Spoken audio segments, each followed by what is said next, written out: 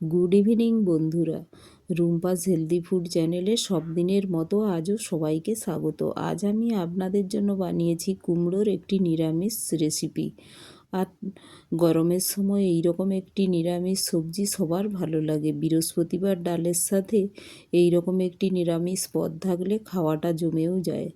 আর তার জন্য আমি কিছুটা কুমড়ো নিয়েছি, তার সাথে নিয়েছি একটু বরবটি, একটু আলু, একটু পটল কেটে নিয়েছি। আর নিয়েছি আদা গুঁড়ো, নিয়েছি লবণ, ফোড়নের জন্য নিয়েছি কালো সরষে, লঙ্কা, তেজপাতা, একটু ঘি, ধনে জিরে পাউডার আর সরষের তেল, আর নিয়েছি কস্তুরি মেথি। এখন গ্যাসের ওভেনে কড়াইটা বসিয়ে দিলাম, দিয়ে দিলাম সরষের তেল, ফোড়নে দিয়ে দিলাম কালো সরষে, লঙ্কা, তেজপাতা, তার উপরে দিয়ে দিলাম কস্তুরি মেথি।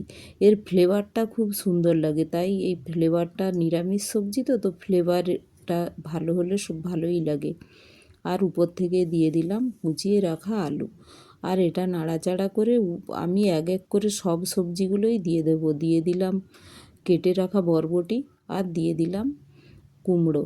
এটা নাড়াচাড়া করে এর উপর থেকে আমি দিয়ে দেব সব মশলাগুলো এক এক করে। দিয়ে দিলাম আদা পাউডার, ধনে জিরে পাউডার, দিয়ে দিলাম চিলি ফ্লেক্স, আর দিয়ে দিলাম লবণ আর পরিমাণ মতো হলুদ।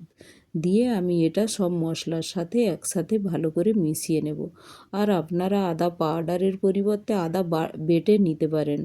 আমি আদা বাটি না, আদা পাউডার ছিল তাই দিয়ে দিলাম, কিন্তু আদা পাউডারের থেকে আদা বাটায় বেশি ফ্লেভারটা ভালো আসে। তো আপনারা অবশ্যই আদা বাটা ইউজ করবেন। আমি আদা পাউডারটা দিয়ে দিলাম। তো আদা পাউডারটাও ফ্লেভারটা খুব ভালো লাগে। তো এইভাবে দেখুন নাড়াচাড়া করে আমি একটু ঢেকে এটা কুক হতে দেব।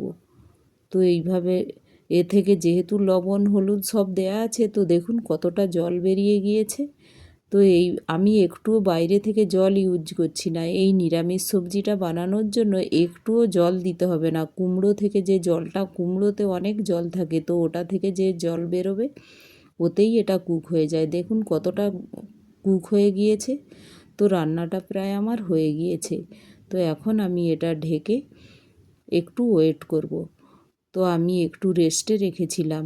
এখন দেখুন সবজিটা কত সুন্দর হয়েছে। আর কস্তুরি মেথি তো খোলার সাথে সাথেই একটা খুব সুন্দর ফ্লেভার উঠেছে। তো বৃহস্পতিবার অবশ্যই একবার বানাবেন। আর আমার রেসিপিগুলো যদি ভালো লাগে একটি লাইক, শেয়ার ও সাবস্ক্রাইবও করে দেবেন। Thank you.